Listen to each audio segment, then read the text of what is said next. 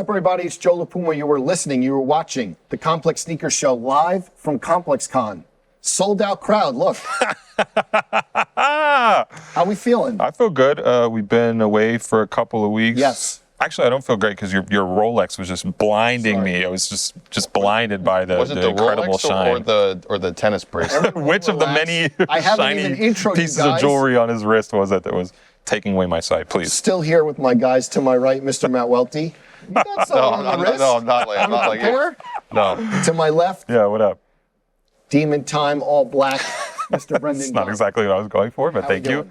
Feeling all right? Yeah, we're here at ComplexCon. I want to give the PSAs up top. We're recording this episode a little bit early, but also this is our episode coming back from a break of a couple weeks, so we'll catch up on some sneaker news stuff that did happen.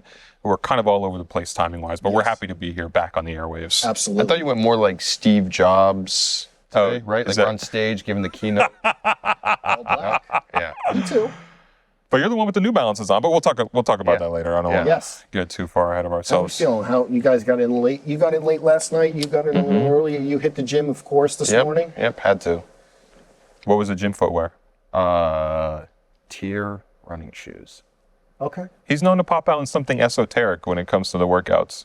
I also saw you did the rotation, but did you put the shoes on your bed? Yeah. You can't do that. Filthy behavior. Why not? Worn sneakers on your bed? You can't do that. I think I had worn these shoes only in the office, and the other pair I hadn't worn, and the other pair, I don't think I've worn any of those shoes outside. Okay, that's allowed. I really don't do the rotation for stuff like this. Really? Yeah. Because you're a one-shoe guy. I'm a one-shoe type You're of guy. wearing these the whole weekend? Unless unless something happens and I acquire another pair of sneakers in the course of the next few days, which could happen, right? Likely. Could I happen. feel like you're going to regret at some point being on your feet on hard concrete in a pair of Nike Dunks for 3 days straight. Yeah, I've got a Nike Dunk Low on feet, and I may regret that at some point. Are you saying that the New Balances you're wearing are providing superior comfort? I just think that I made them, not the mistake, but I think the first ComplexCon we went to, I wore a flat pair of Adidas. And One of the geography teacher specials? Yeah. No, I think it was what all the kids are wearing nowadays. No. Did you see how he's taking credit? Yeah.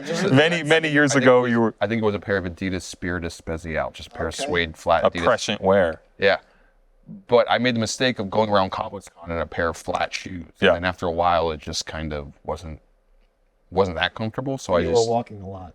yeah. Pain. Yeah. Joe, did Not you bring? stopping a lot. Were you famous back then or no? I don't think we were. I think we only had maybe 10 or 12 people come up to us. All right. My Now. shoes. Oh, I thought you were going to talk about how famous we are. No, Please go my ahead. shoes for the weekend, it's Friday, are still not here. We'll see if they're coming. Oh, this is The shoes that I mentioned. the long The piece. shoes that I mentioned, it'll be 4 weeks at this point. We'll see. We'll see. Yeah, people are really dying to know. know, Yeah. Put in the ask. Hotly anticipated. I know. Can we talk about some sneaker leaks that have been floating around in the past few weeks? That's what you do. Let's do it. Oh, do you know what he called himself? I think it will be out. Yeah, it will be out by the time this comes out. He came up with a new nickname for himself in regards to this on a full size run episode. What, he investigates sources and stuff? Came up with his own nickname. Deep throat? Came up with his own nickname. Welty? You set it up. Go ahead. Is it? Leak Louch. Oh, Because we had okay. I got it. Yeah. I got Thank it. you. I thought Thank deep you. throat. We'll see if that sticks, Welty. Yeah, I know. Deep throat's another thing too. But so the first thing I want to talk about is Stash Nike Air Max 95. A lot of people are floating this around there as a retro. You don't think so? Wouldn't that be exciting? I don't have this totally confirmed yet, but based on what I know, it's not a straight retro of the Stash Nike Air Max 95. I've heard only for one or two sources about this, but that it's going to be a new Nike Air Max 95 from Stash. We reached out to Stash, no comment from Stash. Okay. How mad would you be if it was the Stash Air Max 95, but like the Ultra version? No, we don't need that. Listen, I'm glad I just wore my pair. Yeah. And they survived, so. Do you ever do this when you know a sneaker is coming back out and No. you might know before anybody else knows and you're like, let me wear the original version of it before everybody has the retro Wear version the of it. original? I feel like you're more like insider trading and you're like, oh, this shoe's going to get retro. Let me sell my pair before Wow, everyone finds have out. you ever known me to do that? I haven't. I don't know what he's talking about. But Actually, I maybe did that once. But- I maybe did that one time. I never predicted it. But when it happens and people at me like, oh, you knew. I don't. I don't dispute their claims, even though it's Just not let true. it ride. Yeah, listen, like heart emoji react. And Yeah. that's it. We Yeah, keep but moving. I think we all would have been excited about a Stash Nike Air Max 95 Retro, especially because, and Joe, you own that pair, but that's a shoe that if you have them in your no pun intended stash and you haven't worn them enough, they're likely to fall apart at this point. Were you worried about wearing yours? I was, and we talked about it. But yeah, I had another pair on deck, but they survived. Yeah, I have a pair, and You have the Stash Nike Air Max 95? yep, and I just, not like I refuse to wear them, I just won't wear them because I know you're looking at it and it's so cloudy, and I would just rather have the shoe as maybe an artifact to my childhood Your or man something. cave? Yeah, I don't know what I'm going to do with it. But he also had recently been, and I feel like this was controversial, or people felt some sort of ways about it. Stash had connected with like a shoe cobbler to some sort, and was taking the soles off of the OGs and replacing them with like almost like a Vibram boot sole. I didn't see that. Interesting. Yeah, they were putting them back together, kind of Frankensteining them. It was a handful of pairs. I don't know the exact number of what it was, but it was more than just one or two. You know, he like had them and sold them. Literally sold them and sold them. Yeah. I see. But so you can't wear the shoe, right? The original. But how do you feel about taking it? Like, there's only so many pairs of those out there, in putting like a boot sole on. I was a boot sole, no. Resole though, which I was kind of always against. Like, hey, if it bursts, it bursts. The Stash. You mean like literally? Yes, like you your mean Air you? Max, Yeah, exactly. thank Your you. burst, Yeah. but that Stash sneaker is one that I may flirt with getting resold. Yeah? Find a donor. Yeah, I feel like there. it's tough though, If it because you ever- need to go through like a customizer though, because has the speckled midsole Yeah. on it, where you're not gonna be able to just get a 1-to-1. Actually, I think I have a speckled midsole, a speckled 95 midsole that kind of matches maybe? because Maybe? I Blue? yeah, I believe so. Yeah, Just because laying around the apartment. because I think it was a Nike ID thing I did many years ago. Joe struggling under the bright lights to get the lid off of his water bottle. Make sure we capture that. So this is the part where we advise you to turn the video on. It's fine. He had trouble too. Welty's proud of his many hours in the gym that Yes, at the Hyatt lobby. allow him getting to reps in Dunne. rip the top right off the water bottle. But yes, many years ago I did a Nike ID version of the Air Max 95 and tried to do my best Stash impression. And I think they had an option at that point to speckle the midsole, so it's a blue speckled midsole. So maybe we can work out. Okay, my people will hit your people. Yeah, do some bartering. What else? This is from one source. This is not totally confirmed just yet, but it is an exciting one, and I want to put it out there. We'll just call it a rumor at this point, but it's floating out there a bit. But Patta may be doing a retro of the 2009 Chlorophyll Nike Air Max 1, the green one. With the orange detailing. I love that sneaker so There's much. no orange detailing on that shoe. What's up? Are you thinking of You're thinking Laces, right? No, you're thinking about the homegrown? Air Max 90s. Yeah. It's different, right? Yeah. So wait, hold on. Which one? Chlorophyll, the white green, like the White denim. denim Air Max 1s. Oh, okay. Yeah. Okay, I'm thinking of a different one. Yeah, I'm thinking of the one I just remember. Patta did the other one though, didn't they? The 90s.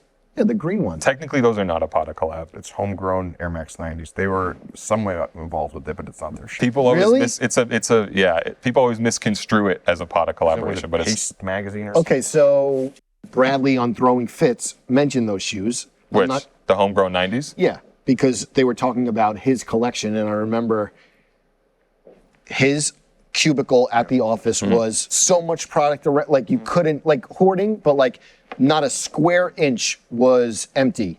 But on top of like the shelf above everyone's cubicle, you just saw the homegrown Sorry, it wasn't 90s. It wasn't Pate. It was State. It was a collaboration. State, homegrown Air Max 90s. That's the official. There we go. Okay, Yes. but Patta wasn't involved. No, but they like were an involved internet- in the rollout, but they're not an actual collaborator on that sneaker. All right. Yes. But there is a rumor floating around that the Chlorophyll Nike Air Max 1 will come back next year. This is the pair from 2009. I love all those shoes from that series.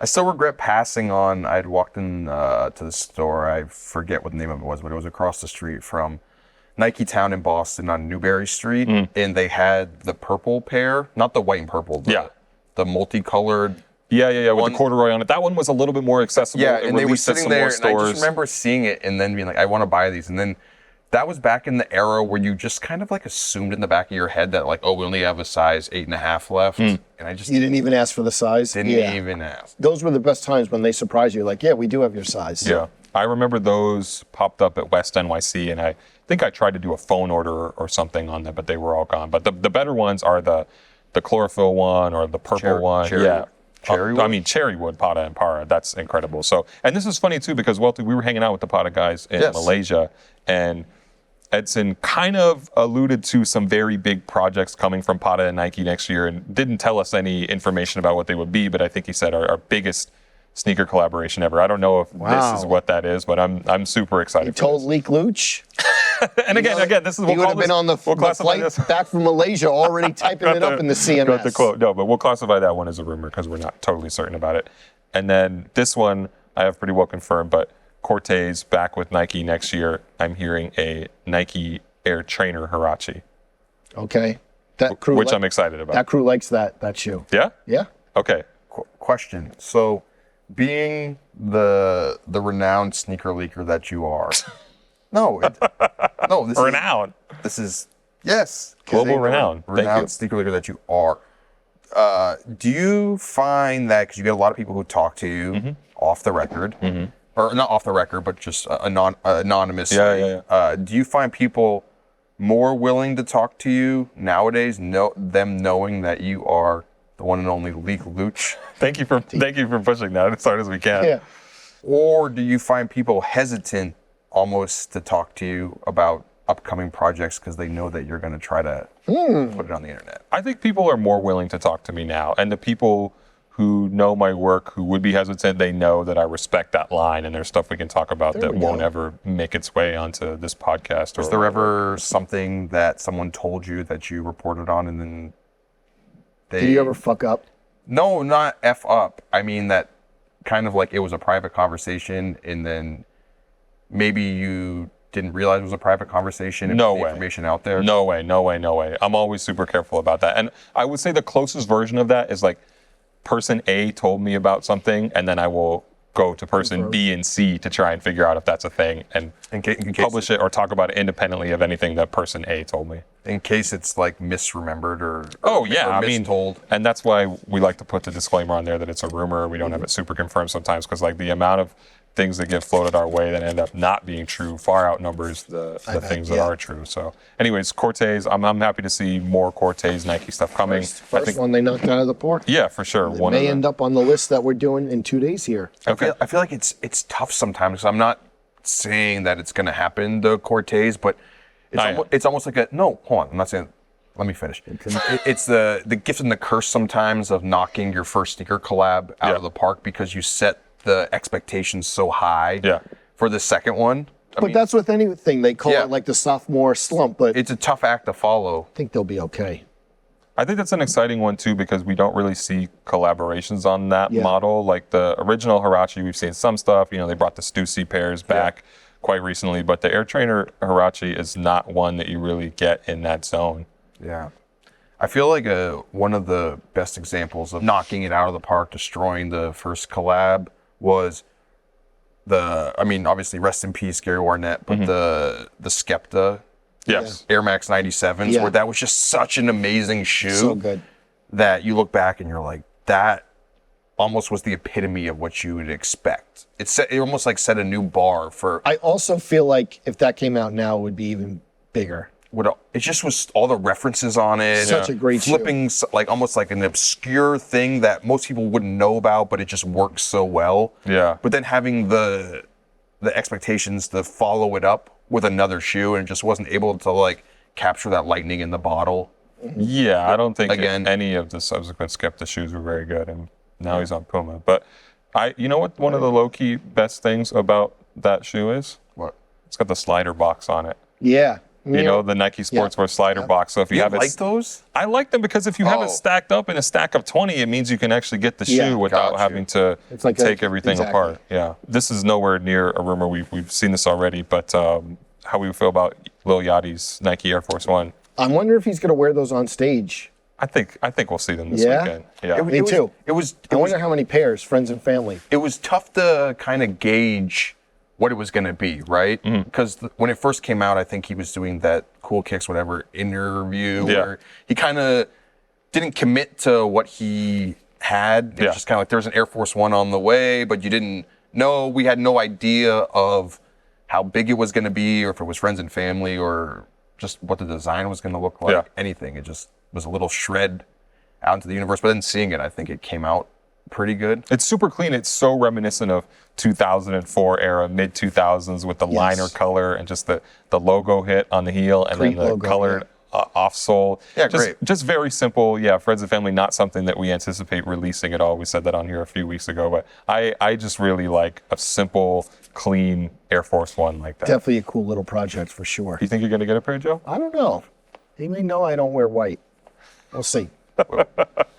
So if Yachty sends you a friends and family, pick that Air Force One. And Would I wear them? Yeah, would you wear them?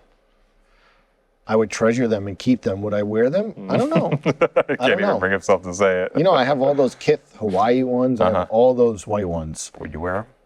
I haven't worn them yet. I only wore the white Air Force Ones in the Kith. The famous, which we discussed right all the here time on this podcast. Yes. another Nike collaboration I'll talk about. This is a big GLP shoe.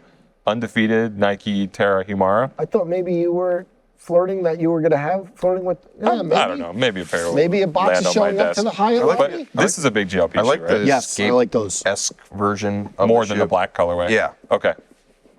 I think this is the same model, wasn't it, on the Sneakers Live Jinx programming when Jinx mentioned? Yeah. I don't know if it was a Humara or a Terra Humara, but he said this is a JLP Yes, shoe. yes. So Yep.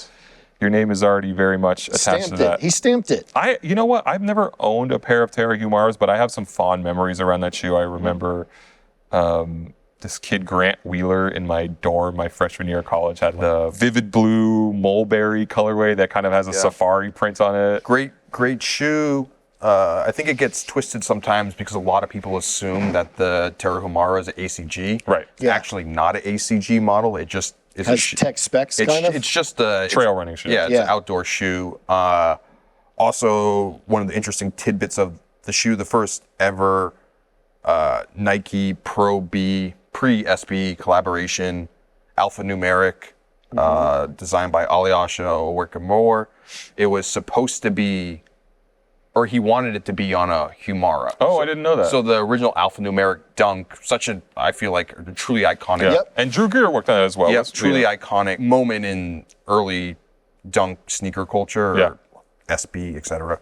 He wanted it to make it a Humara, and then Nike poo-pooed that idea. The Terra Humara. Yeah. Okay. And the other Terra Humara that I've always loved, Joe, I know you'll ride with me on this one, the HTM versions, Yes. the brown leather with the contrast stitching. Yes. Oh, yeah, great. I wanted to buy those for so long, and that's another ancient shoe that's 20 years old or whatever at this point, where you'd be foolish to invest in it because it's just going to crumble on you. But there was a store, the Culture in Portland, the Culture PDX. They would always have old Nike trail stuff or kind of the crunchy ACG adjacent stuff, and there was a pair of those that they had in a 10.5 or a 10 for a long time, and I would bring up the link every once in a while and check on them, and have decided against it at this point. I don't know. I don't think that store really exists anymore, but I wish I had a nice wearable pair of HTM Terra Humaras, but Undefeated coming with a couple pairs. I'm ready for those. Yeah. Definitely. Yeah.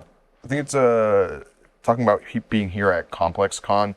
I think it's interesting too to see Jay Tips. Yep. Shout out, friend of the pod. Go watch his episode. Yeah. But he's having his follow-up release at ComplexCon. I'm excited to see how that goes. I don't know. I think it's gonna be big. Yeah, especially for Saucony. I think that that's just it's always tough when you're on a smaller brand like that and you don't have the built-in fervor or built-in reaction or even like secondary market heat around specific models that are just automatic if you're working with a Nike or even an Adidas. So, and there's so much more education that has to take place of like any, we talk about Corteiz and the upcoming Trainer Huarache collaboration that's happening next year, and we know that model and we know what it looks like and when it came out and things like that. But you show somebody a Saucony shoe and you have to explain. They don't have like a memory of it. Definitely. There's no reference point for it. And for it to break through, like we said, his first model and then the one that he's going to drop this weekend. I bet we're going to see a lot of those this weekend because I feel like people buy the shoes and immediately, if you're not reselling them, immediately start wearing them. So it's funny because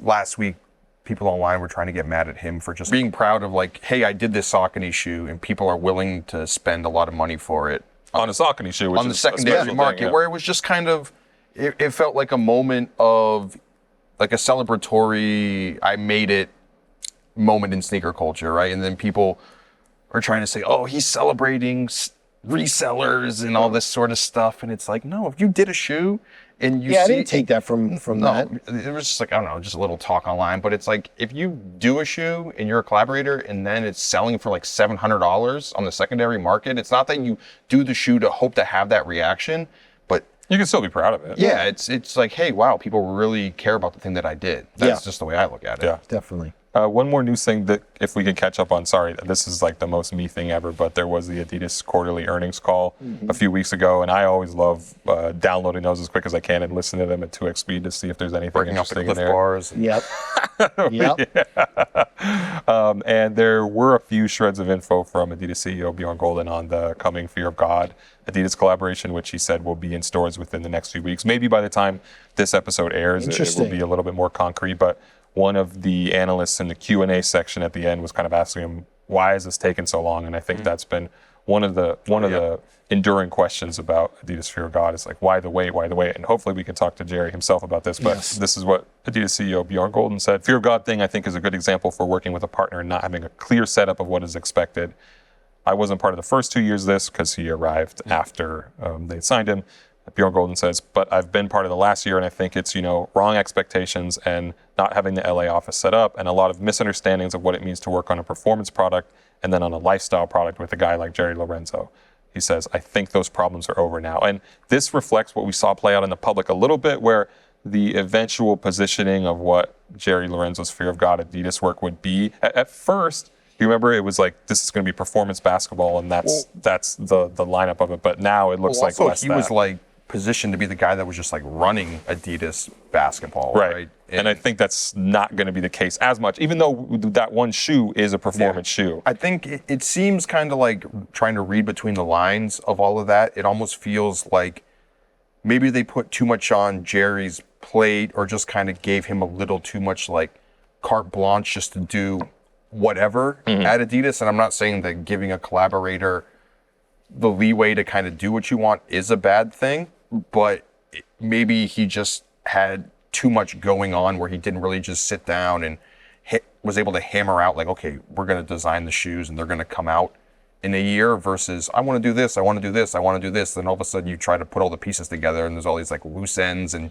you just need to sit there and kind of tidy it up. The other thing is Jerry's mantra has always been he doesn't work on deadlines. I know. He doesn't work on deadlines. His fashion line is not seasonal. It comes out when he. And I respect that, but we talked about this before about how hard is that to do within the confines in a new system. Totally. But he's a perfectionist. He always talks about the last. And even he was in New York for that event, and then he immediately went to Italy. And so I guess like being in the system could present challenges, but with Jerry, like he always says, like his timetable is his timetable, and obviously fans are really and people like us are really, really waiting on it, but it seems like it's actually happening soon. I always wondered how that was going to work, because given what Jerry had said, when you're like, hey, this guy's running Adidas basketball, but you need to fill out all these SKUs that sell at Foot Locker and JD Sports and Adidas.com and price points, and you have to create product that's going to sell at Famous Footwear, etc. And if that's the work process, I don't think they have him doing all that. Like, I think that's beyond the scale of what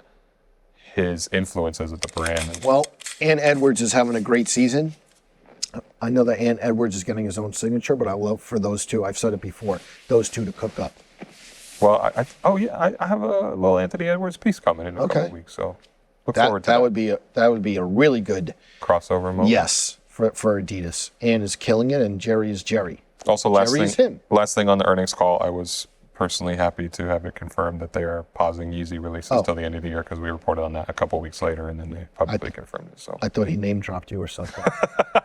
I stopped just short of that, but still a proud moment. Even though some retailers in Germany have been quietly trickling out the sneakers, and so I feel like it's not as buttoned up as it could be. Yeah, and it's funny that Adidas is still dealing with this question like a year later. But last thing I want to say on the Adidas tip, one thing that I am happy to see this season's Adidas Special lineup. Go see ads out there with Roy Keane, Manchester United legend.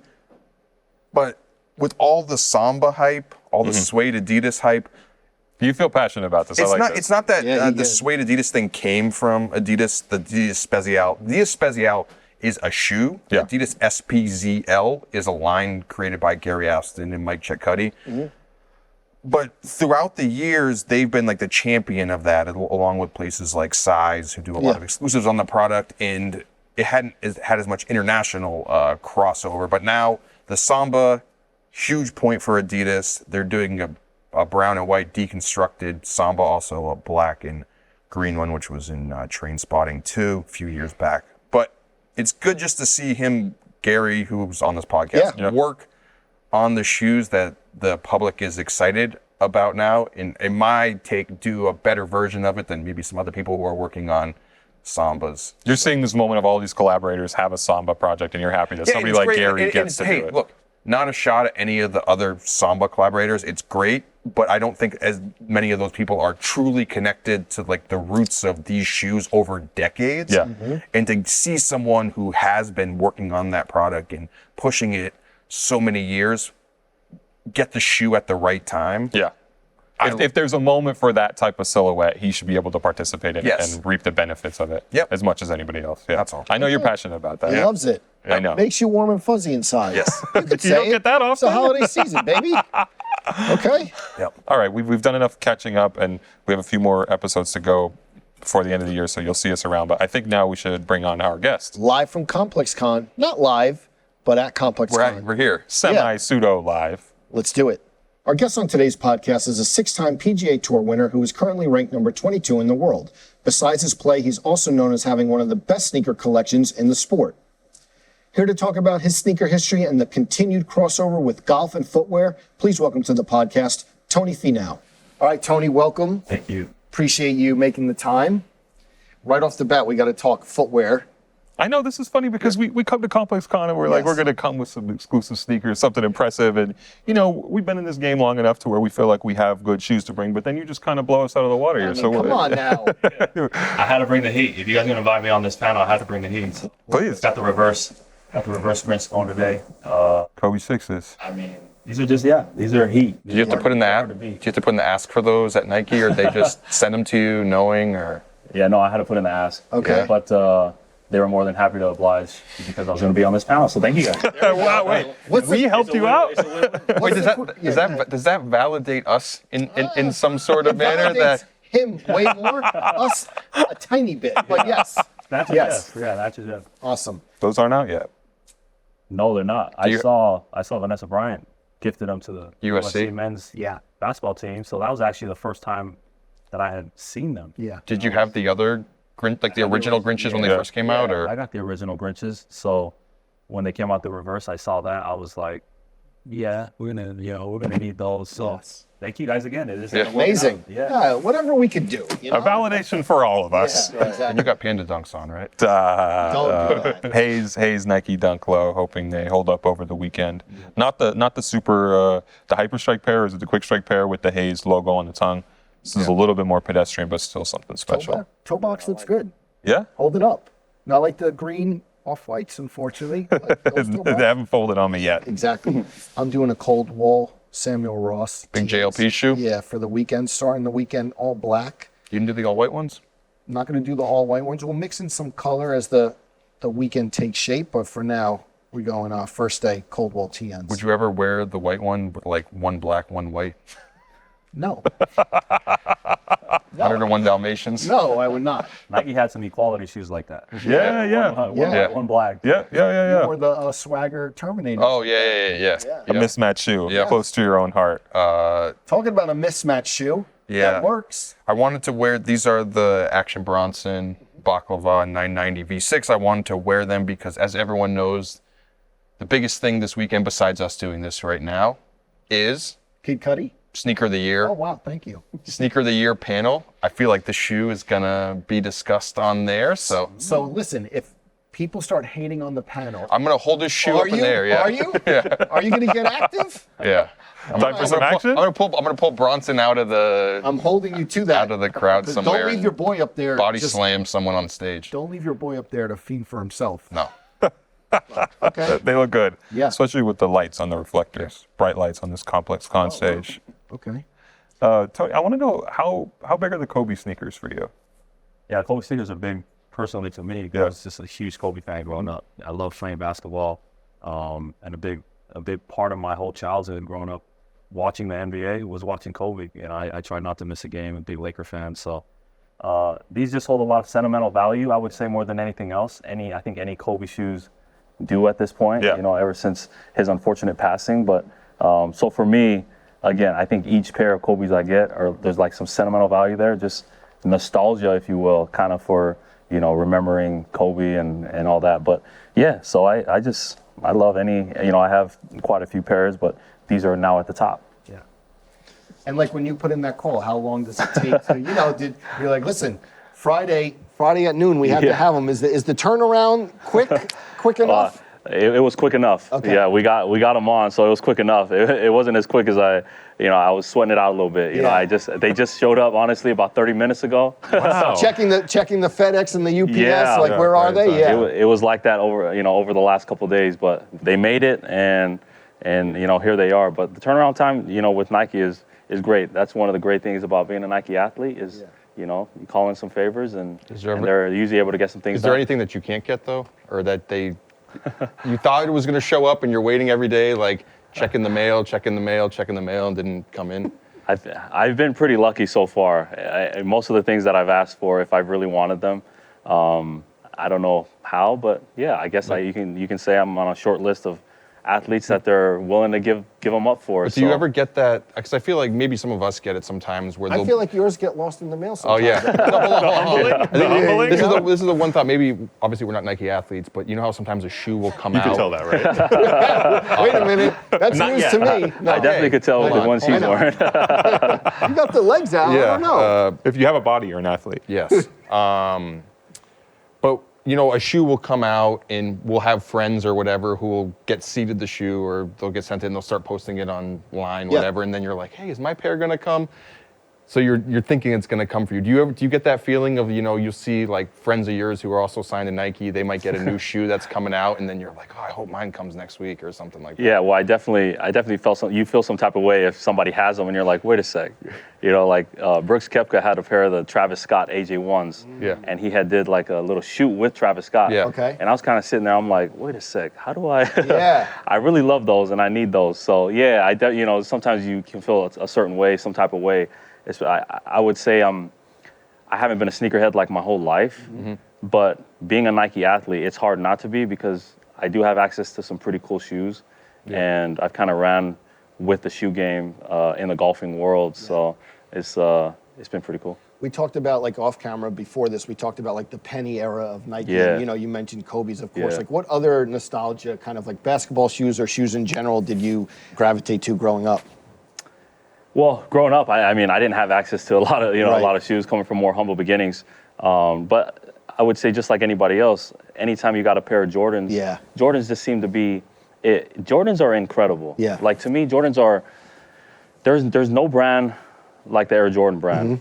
You can wear them up, you can wear them down, you can wear them in any setting, and everybody looks great in them. You know, I don't know that there's any other shoe brand that you can wear in any setting like. He has and that trouble with them has sometimes. He likes the Aqua 8s and that's it, but he's different. But it has that feel to it. It's just J's. You know, Yeah. like people wear them to their weddings, and all of a sudden it's like, wait, no, that's really cool, Yeah. right? So Jordans are just kind of that crossover that mixes into any world.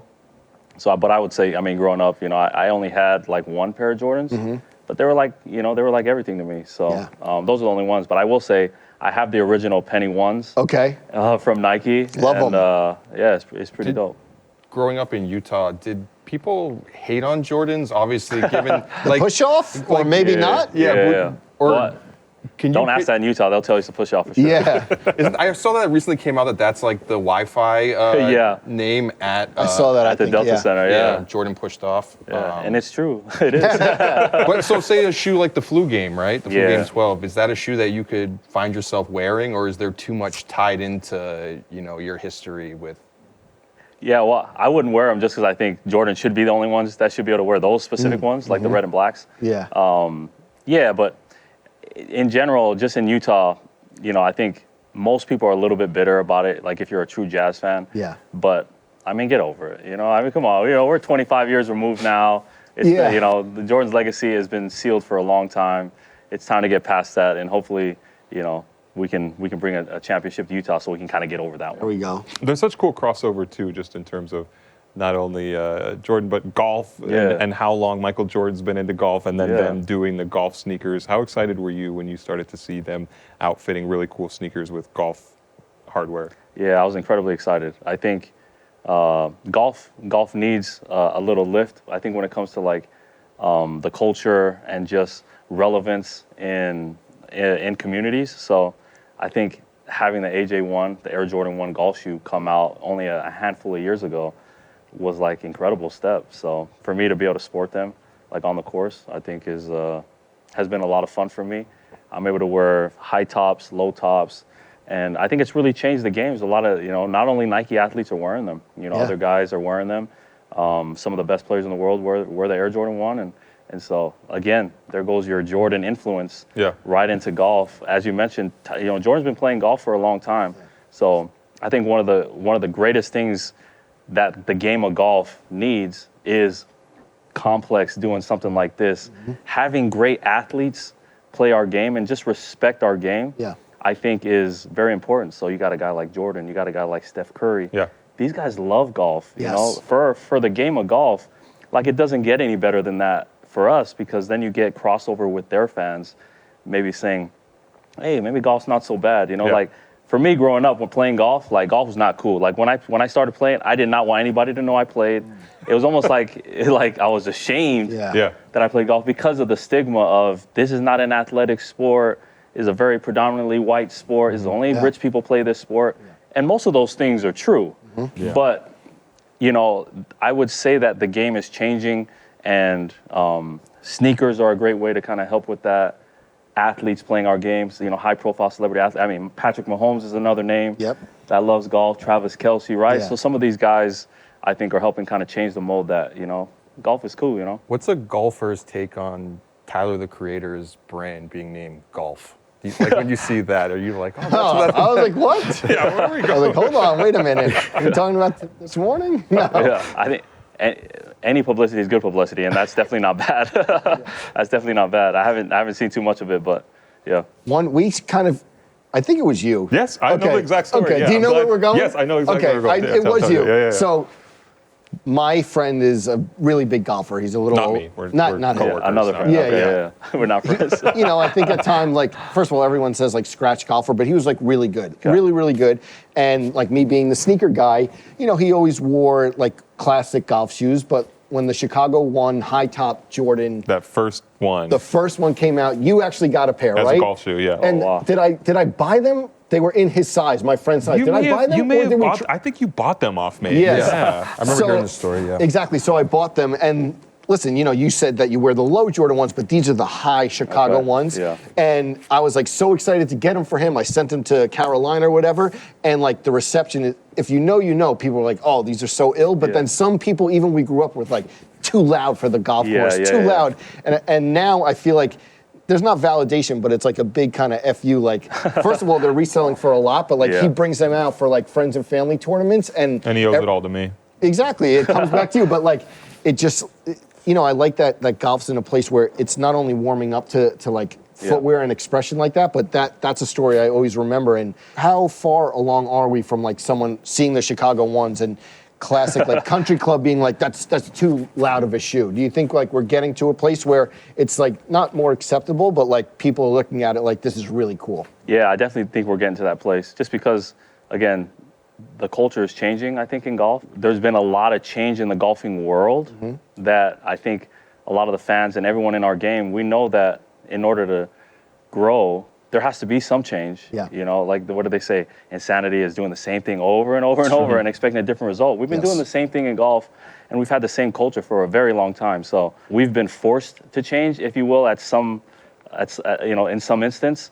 But we've also, I think most people are open to it. So I see the culture changing pretty fast. Yeah. I don't know if you guys ever been to like a discovery property. You guys know what discovery properties are? No. In golf. But anyways, these are private clubs, which again, people are probably like, well, golf, it's a private club that allows you to play golf in literally what you're wearing. Okay. A t-shirt, shorts, no shirt. No shirt? No shirt. You literally can play with Don't tell this guy. He'll be at the par 3 tonight. But like, you can literally wear no shirt, no shoes. Okay. Like, you got to cover your private parts. But, you can literally play golf in that. And this is a high-end club. But things like that are helping change the mode to, like, it's acceptable to play golf in that. Like, and then you have other athletes that are being a part of this. So I do think it's being more acceptable. I can't say that me wearing it to any golf course that I go to, people are looking at me like, wow, those are so cool. You know, I definitely don't feel that all the time. Is there still a stigma? But no question. Yeah, there's still a stigma in golf. Even having, some of us wear hoodies, like I love the hoodie. And anytime I can incorporate wearing a hoodie on the course, I do it because I just grew up playing in a hoodie. Yeah. That's still frowned upon, I would say, for the most part. A lot of the PGA Tour players were starting to wear it more. And so I think it's the same thing with the shoe game. It's slowly starting to sneak in as acceptable. It's not there yet, but I think it's moving fast. So, being signed to Nike, do you have the opportunity to work with the designers there in Beaverton and figure out how you can push those things forward? Is that a conscious conversation of let's push this boundary? There's no question, and Nike's on board with changing the culture in golf, and I love that. For me being a Nike athlete, to have a say and to have them help me with either shoe designs or just have those conversations, have some of those hard conversations, I think is really cool. Yeah, and it's very authentic. Nike has been known for change and pushing the borders. If you guys watched the movie Air, you know that Nike was the one that allowed Jordan to wear his shoes and paid for that. Paid for him to wear those shoes. Also, there's such a cool link there because Peter Moore, who's featured in the movie, he was a scratch golfer. He loved to play golf. Like I wrote a long obituary about him. Original designer of the Air Jordan 1. So there's a real through line between all this stuff. Yeah, but I think like things like that, Nike's willing to push the envelope, and I'm happy to be the one to be in the game and be a part of that with them. Yeah. Speaking of high top shoes, you have the infamous viral moment where you hit the shot and sprain your ankle or roll your foot, or sprain it. But then in 2019, you and Nike link up to do an April Fool's joke with the high top shoe that's like a Sweeto splint. The Finau one, they call it. I thought it was incredible. I was like, I don't know many golfers outside of Tiger that have their own shoe. So even though it was a parody, we still take credit for that. Definitely. No, but it was quite a crazy moment. It was a funny moment. Obviously I celebrated my hole-in-one running, and I snapped my 2018 Masters, and I snapped my ankle. Yeah. It went viral as it should have. Very embarrassing moment. But the pop-in, but it ended up being the pop-in was the pop-in was money. That's what we do that. ComplexCon is canceled for us this weekend. You popped it right back. Yeah, I get quite a bit of credit for that, But it was cool. Nike, we ended up doing making a shoe. It was a mock-up, but I do have that shoe, which was just cool that they were willing to do that for me. And also, I think we would all agree, we love when the brands lean into something. You know what I mean? I think that shows that they have humor. Yeah, for sure. We did a whole mockumentary on it. It was great. Did people actually think you had a shoe coming out? Or? 100%. Yeah. Some people thought it was a real thing. And they were starting to ask me, how do I get a pair? Like, it was crazy. I had some friends ask me, and I just sent them a laughing emoji like, bro, you don't get it. It's not a real thing. Yeah, not a real thing yet. Okay. Yeah. I'll put it on the universe. Yeah. But did that incident change your approach to footwear at all, or were you more careful with the shoes you wore? Did you wear a different type of shoe? I was definitely more careful. I had worn a shoe that I never wore before, and obviously golf shoes are not made to be running in. Sure. But they were definitely a shoe that wasn't very stable. So unfortunately, I got the short end of the stick there. But I definitely learned from it. I was not wearing, and I don't wear any shoes that I either haven't tested before or just practiced in. So where does the balance lie, I guess, between there's a lot of these new golf shoes, that are based off of old basketball models that look super cool. But do you get nostalgic at all ever seeing any of like the old golf shoe models, like the classic golf shoes, and you're like, oh, those actually look really cool. Like I'd like to play in something like that. Yeah, like I've kind of gone away from the classic golf look just personally. Yeah. There are some guys when they wear them, I'm like, those will always be in. Yeah. You know, like just a classic, almost dress shoe looking type golf shoe. Like I think those are great. And I think it's important also to point out, changing the game doesn't mean we're getting rid of any fans that like this stuff. It's just adding to it, right? Like we're trying to add to what we already have. We feel like we have, you know, the golf's for golfers, golf's the greatest game that we have. We love golf, you know, but in order to push it forward, it's like we take the fans that we have with us into another place and we grow it together, you know, like it's not like we're trying to just bash on people that don't like, you know, changing the game or changing the culture of the game. But I think that's worth pointing out that, you know, it needs to be said that we love our fan base and we're just looking to grow it with others. I know that you said you grew up wearing a hoodie on the course and kind of like your own self-expression. Is there any golfer that when you were growing up though you did like their like on-course style? Was there anyone who resonated? Well, it was just so hard. Tiger was just the guy. Yeah. Tiger, Sunday Reds, right? I mean, Tiger was the guy. You know, he was, even though it looked super baggy and, you know, which was in the 90s anyway, but anything Tiger did, you know, he was my golfing idol, you know, so everything he did on the golf course, it was just like, that was cool. Acting like Tiger, all that stuff. I mean, he was just incredible, right? I mean, and now I think I even have more of a respect as a player with the accomplishment, you know, the accomplishments he has in golf.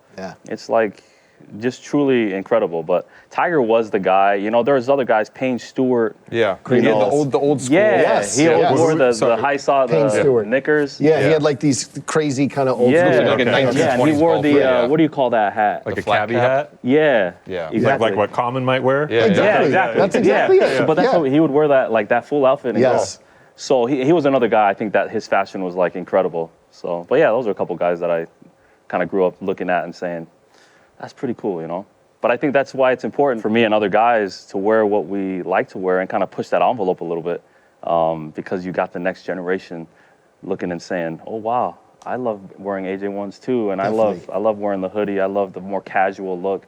And that's what it is to me. It's more, I would say my dress, the way I dress on the golf course is just more of a casual golf look than it is like always have to be looking like you're dressed up type thing. So. Are you ever trying to make stuff like this and just turn it into a golf shoe? Like, do you have sneakers in your collection where you just like have somebody outfit it, whether it's at Nike and Beaverton or a customizer and make it? Yeah, well, I've made a lot of suggestions to Nike, and a lot of them have come to fruition. You know, like obviously something, you know, 6-7 years ago, talking about maybe how come we can't have a shoe like the AJ1? How come we can't have the Air Max 90, which is a golf shoe now, and things like that. So definitely pushing the envelope there. But I mean, can you imagine Kobe's as a golf shoe? I don't think we have to imagine it. I feel like exactly. You're the one can to you imagine get the it Kobe done. 6s as a Nike shoe? So I definitely, you know. That was an exciting era too, that time, I think, when Gentry Humphrey was running Nike Golf, and he was the one who was taking a lot of that Nike sportswear classic stuff, Air Max 90s, for example, and making them golf footwear. I think you know Gentry, right? He's awesome. What's your relationship with him like? Yeah, he's such a legend in this He is, game. and I've met him a few times. I don't know anyone that has the Jordan collection that he has. I think it's probably at the very top. Yes, but Gentry's incredible. He's done so much, I think, for Nike and just sneakerheads all over the world. And the lineage, again, I got to make every connection there is, because when we were at ComplexCon doing a podcast, the person we had on stage was Gentry Humphrey. Well, he's the guy. Have you golfed with him? I have never played golf with him, but been around him a few times, couple different meetings just with Nike. And stud of a guy, no question. Speaking of lineage, I have to bring it up because I have the biggest Oregon Duck football fan right here. Your cousins with Haloti Ngata. That's right. Who is arguably the greatest Oregon Duck ever to play in the NFL. He's Super Bowl champion, 5-time Pro Bowler. What a beast. And also cousins with Jabari Parker. That's right. As well. So you come from like a family of athletes, like them being professional athletes, and I'm guessing being involved with sneaker brands to some degree.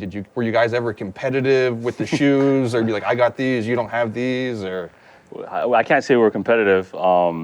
I'm closer with because you're right in the front. I'm not saying that. I'm saying like growing up, none of us really had, you know, we're very humble beginnings. It's not like we had shoes, but I just, you know, I come from I think a family of great athletes. You know, I think Haloti, as you mentioned, that guy's an animal. Yep. These guys that play defensive linemen in the NFL are just incredible. But you know, he's 6'6" and 350 pounds and can move, incredibly. But him, Jabari, I think we respect each other. I think more so than anything else, just for what we've been able to accomplish for our family and just pushing the envelope. You know, for me, playing golf is a lot different than anything else that Polynesians are doing. You know, like we are known for being great football players, and Haloti's at the very top of that chain. But we're definitely not known for playing much else. You know, but to be able to just push our culture into that direction a little bit, where just doing something different is okay. I think is cool, but for the three of us to be part of the same family, I think is pretty incredible for all of us. Does that come with added pressure, though, being the only Polynesian guy who's on this level playing golf professionally? You know, when I first turned pro and I found that out, I definitely felt like there was some sense of responsibility and some pressure. But I think at the end of the day, all you can do is just be who you are and be, the most authentic to yourself that you can be, and try and shine your light. And that's just what I've tried to do. And it's helped. A lot of junior golfers in Utah are Polynesian now. You know, my brother and I were playing golf growing up in Utah. Not only were we the only Polynesians, we were the only colored kids playing. So that's changed a lot. You know, I go to my son's tournaments now, and my son's 11, but all the tournaments I go to of his, I mean, all different types of ethnicities, which is great. You know, I think that's again what it's all about. You know, you can change things for the better, and definitely at least just in Utah junior golf, it's a lot different. It looks a lot different than 20 years ago when I was playing. So. Hopefully the PGA Tour as well. Yeah, exactly. I think it's going to become more diverse. It's already more diverse than it was 15, 20 years ago. So we're on the trend of that, which is a good thing for the game of golf. I think you recently played in the Travis golf shoes. Travis Scott golf right, shoes. Yeah. And those are reselling for a lot of money. Yeah. You know, we're going to talk about it on the panel how like every year a Travis Scott shoe ends up in the top 10. But like, talk about those special pairs, and like, you just brought up your son. I don't know if 11 is too young, but like, does it feel different when you lace up the Travis Scott golf shoes? What's it like playing in those? Well, it feels different because I feel, again, you're almost representing a whole different fan base and a whole different culture. You know, you're now mixing hip hop and rap with golf, which is like you would have never known. You know, nobody would ever guess that. So it was pretty cool to lace them up. I laced it up in a tournament called the Netflix Cup, which was the first live sporting events they've ever had on Netflix. So that was just a cool opportunity. So for me, I needed to bring the heat. There was like, what shoe can I wear that will get like the most attention, and something that I would just love to wear? And it was just a perfect opportunity to do that. So I was happy to wear them, and obviously got a lot of nice pub from it. Definitely. How often do you think about that when you're prepping for a big PGA Tour appearance? Like I need to wear the right shoe. I get together with Nike months in advance of major championships. Major championships are the 4 tournaments we have throughout the year that are the biggest. You got the Masters, U.S. Open, PGA Championship, and the Open Championship. So we script my looks for the majors months in advance, and so we're able to look at what is the shoe that we feel like and the outfit that we feel like is going to look best during the week. And when I win, I always have what is my championship look. I think that's very important to visualize that as well. Like as an athlete. So we definitely go through it in advance, and I'm always making sure that we got the good shoes for the Sunday looks. Where is this event on that list? If you go through the 4 or 5 tournament, where are we? Sorry, are we did 10? I say 4 or 5? I meant 5. Are we 10? Are we 15 or what? I thought the complex show was a given. There we go. You mentioned the Masters. I've heard that like the merch there is they only sell it there, and it's like in high demand that people are trying to get it It's from. dope though. The match is incredible. The someone lines, got me a hat once, and it's like really, really dope merch. Yeah. Do you have people hitting you up being like, hey, can you bring me back some Masters merch? Yeah, hitting me up, hitting my wife up mostly, because they know she's the one that's going to make the store runs. But the merch store there is unbelievable, and the lines, you would not believe It's how like a long sneaker drop. these people. Yes, I bet. How long these people are willing to wait in this line, 6, 7, 8 hours just to get in there to get their Buy stuff. a T-shirt. Yeah, exactly. They might buy $100 worth of something, but the Masters is that tournament. It's the biggest golf tournament in the world that we have, and so it's a very prestigious event. Be it Wimbledon, some of those kind of that just prestigiousness of the tournament. That's what the Masters is for golfers throughout the world. So if you have So the you have opportunity to to show be up there. with a shirt on, unlike the. You have to have a shirt on at Augusta National. Yeah, unfortunately. He asked about people doing requests for merch, but how much are people requesting Nike sneakers from you?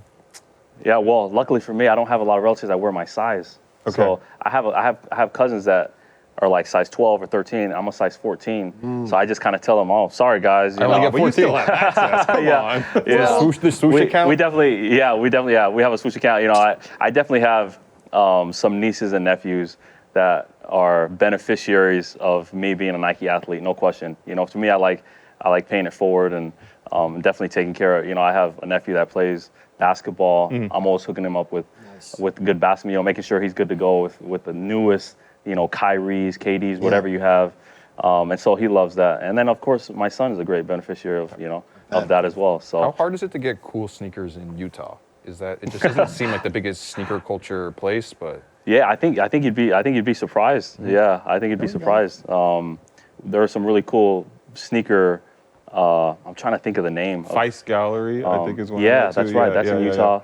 I can't remember the name of the one I'm thinking about, but there are some cool sneaker shops in Utah. I think you'd be surprised. But I mean, the way the world works now, you guys know. I mean, if you want, the internet is incredible, And right? the mail, I mean, if you want, mail still works from Nike. yeah, you know, exactly. The mail, Yeah, you know, the mail still delivers. They still come to Utah, so it's like you just get on Amazon or get on Google, and you know what to plug in. So. How competitive are you with other golfers? With during the pandemic, we're doing like remote complex closets is a thing we do, and Pat Perez showed us ours. He has a crazy collection. You know, how like now that you're like bit by the sneaker bug, how competitive are you with like amongst the golfers in terms of footwear collection? Yeah, I can't say I'm like super competitive. I'm not really thinking about what other guys are wearing. I just know that I'm pretty dang blessed and lucky to have the collection I have. You know, like again, my sneaker journey has just risen over the last few years. Yeah. That's the crazy thing. Being known as like a sneakerhead in golf. Yeah.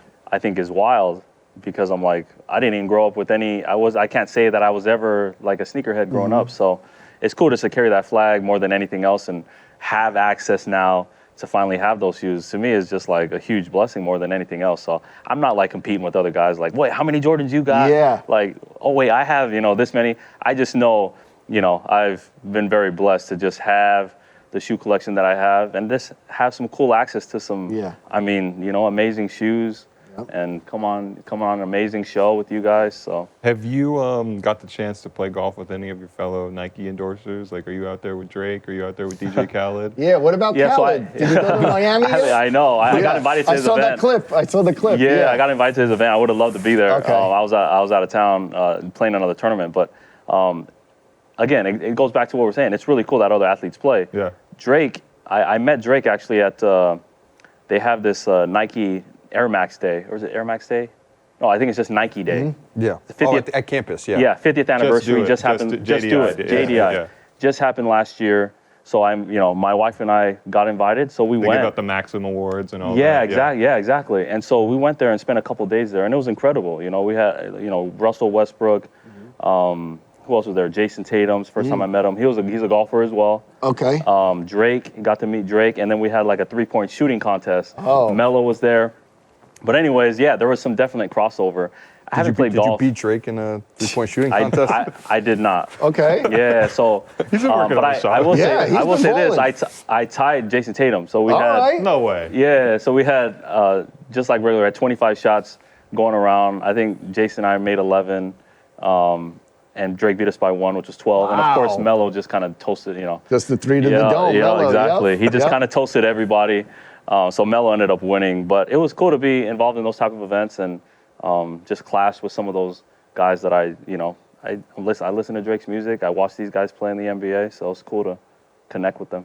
What about John Donahoe, Nike CEO? I know he's a golfer. You Yeah. guys had the band in dunes together yet, or what? We haven't had a You crossing him over on the one-on-one? John's a great dude. We haven't had any crossover as far as playing golf, but I've been around him a lot, and really, really cool that he's taking over golf. I think he's doing an amazing job. Yeah. Yeah. And then I got to ask Michael Jordan, have you Yeah. played golf with Michael I Jordan? have, yeah. You have? Yeah. What's that like? I know, like, So the first time I ever met MJ, I was actually in Park City, Utah. He was Okay. a member at this club called Glenwild, and I got They still invited. live in Utah? Yeah, I know. This is back in 07. Okay. Oh, wow, that's a while ago, 15, yeah. 16 years ago. So I'm hitting on the range, and somebody says to me, "Keep it up, young buck," and I just kind of like look back, and it's MJ, and I'm like, "Wait a sec, I had to take a second look," and so I ended up, meeting him there. A couple weeks after that, we lined up and played some golf. I was just kind of an upcomer, so he's always been incredible to me. How was your wallet feeling after playing with MJ? Well, at that time, I was still very good. Oh, nice. Yeah, so he didn't want to play me in a straight up match, and so which he doesn't. Pros, when he plays against pros, I think MJ usually has to get a couple shots at least aside. But yeah, I played with MJ. It was cool. Running into him. He obviously owns the Grove now, which is one of the more exclusive, like really cool up and coming clubs like throughout the world. So Do we have to wear a shirt? I think you have to wear a shirt, but I know one of the coolest things about his club is you can drive your golf cart anywhere. Oh. Like there's no cart paths, any of that. So it's one of the cooler clubs. And then I don't know if you guys saw videos, like a video went viral where they drone in like food. Yeah, like snacks, drinks. Like order food. Yeah, on so you the can app. order on that, and it comes in on the drone. Wow. Yeah, so that was at MJ's place. But anyways, yeah, That's so fire. pretty cool spot. So I definitely have enjoyed just the times that I've been around MJ and played some golf with him, and just been at his club a couple times. So he's been And great. he knows that you're that kid who met him back in 2007. 100%. And I was surprised to remember, or to remind him of that, and that he remembered. So Wow. yeah, again, I've had nothing but great experience with MJ, so it's cool that he's so invested in golf and loves golf so much. It only helps our game. And in a way that feels natural. Again, Yeah. like Yeah, knowing how organic. long he's been playing golf, Yeah. it makes sense that they would do his shoes in that category. Yeah, exactly. Are you hyped on the Eastside Golf stuff that Yeah. Jordan's doing? Yeah, those guys are doing incredible stuff. Yeah. They send me, pairs of their shoes as well, and I love what they're doing. They're same wavelength. Yeah. Pushing the culture, moving the game in a direction that's different but needs to be moved. I think the game of golf is going to grow in the urban areas, not only in America but throughout the world, and you got to have the urban people doing that. So I love that. I love what they're doing at Eastside Golf, no question. It's such a big moment too when they first dropped sneakers of just the idea that a Jordan golf shoe would be reselling fours, for a ton yeah. of money. We don't always like to use that as a barometer for how well a shoe was received, but just that they're this coveted. It had to do with how limited they were to an extent, but that Yeah. people were willing to pay that much money Yeah. for a golf sneaker or a golf shoe. Yeah, I mean they're the most expensive golf shoe on the market, but Yeah. they're still I feel like they're starting to be the most worn. Everybody wants them and wants to get their hands on them. So But that's easy for you. Right, I mean, right. fortunately, yes, Yeah, yeah, yes, very very fortunate. It is. Yep, and I've got them in a lot of different colors. So we got some new colorways coming out next year. I'm excited to show off. So I'm gonna incorporate the high tops actually next year. Okay. I'm usually like a AJ1 low top guy. Yeah. But I'm gonna start incorporating the high tops, and Does it affect your swing at all wearing a high top versus a low top? it just feels different. But I can't say it really affects like the motion of my swing or anything. But it does feel different. I would say. Sure, as far as like ankle mobility goes. Yeah, it definitely assures more ankle ability, which obviously I need. But no, I like the look of the high top more than the low top. So to be able to wear it in golf, I think is really cool. Definitely. What's the most underrated perk of being a Nike athlete? Most underrated perk. Is it the swoosh account? Yeah. The swoosh account is nice, especially the more high profile you are, the higher that account number is. The amount of money. The amount of money allotted exactly in that Yeah. account. So that's definitely a nice perk. I don't know though. There's a lot of great perks of being a Nike athlete. I've been a Nike athlete since 2016. What was that again, experience like when you first signed with them? It was pretty surreal. They took me to the campus, showed their interest. I was a rookie on the PGA Tour, so it was like a full circle moment. Again, all my favorite athletes growing up were Tiger Woods, Michael Jordan, Kobe Bryant, and Some of these guys with their own buildings guys- on campus. Yeah, exactly. Yeah. So then I had the opportunity to become a Nike athlete, and it just worked out. So it was quite a cool moment, I think, for me, my family, and then just being a Nike athlete for this long and hopefully many more years. It's just one of those things that I just count as I've been very fortunate, and I get to work alongside some of the greatest athletes in the world and some of the greatest people to push my sport and our sport, towards something that's better and different by the time I'm done with it. You saw obviously that Nike's getting into fitness equipment. Yeah. They're gonna like outfit you with a home gym set up with all the new barbells. And Yeah, dumbbells? I sure hope so. That'd be great. Yeah, why not? Take it. It makes You're more everything. interested in that than anybody else. It makes everything easy for me if everything's just Nike. So Sure. You said that you played with MJ. Do you have a dream pairing though that you haven't played with? You know, and I know that the whole conversation we've talked about more celebrities getting into it, but like, is there a dream pairing that or foursome that you've had in your mind that would, you know, I feel like that's the quintessential golf question, but did you ever think about that? yeah, I mean, there are a few guys. You know, like I would have loved to play with Ben Hogan, who's just a legend of the game. I grew up watching a lot of NFL and NBA. Obviously, I know Kobe didn't play golf, but I think he would be thrown in there. Whenever I think about a foursome, there's a few different ways you can go about it. But if we're going the celebrity status, that's kind of it. And then my son, you know, I always have my son in my foursome because it's like he loves to golf, I love to golf. So any foursome that I have that I make, my son's going to be included with a couple other people. So Awesome. Yeah. And you just golfed with Pierre Gasly. yeah, F1 Alpine driver. That's right. How was that? He's awesome. He was a great dude. He wasn't a great golfer. Good person, not a great Yeah, but I had so much fun with him, just getting to know him. Yeah. And yeah, I'm heading over there to watch him this weekend. So And as you know, I'll be there. Yeah, he'll be yeah, on. that's Yeah. right. So I'll see you there. But no, to Yeah, get to know him definitely. on that level, to ask him some questions, and just I think we had mutual respect for each other. But F1 is amazing. Like Here we it's been go. able to grow. I'm about to settle in for another Yeah, hour. F1's about to grow like has grown like immensely. I don't know that there's a sport that has kind of piggybacked off of a show, kind Yeah. of like Formula One Drive to Survive Yeah. with F1, because all of a sudden F1 now is the race. Definitely. It's everything about that racing is. So It's the most important thing in my life. I love it. Sorry. I love it.